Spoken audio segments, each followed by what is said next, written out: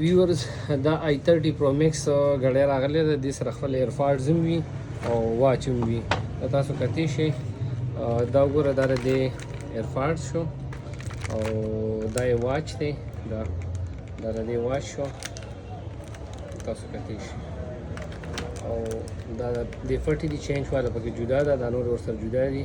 باقي د ایرپاډز لپاره خپل چارجر دی پکې. ټیک شو تاسو ته مناسب قیمت باندې لګي.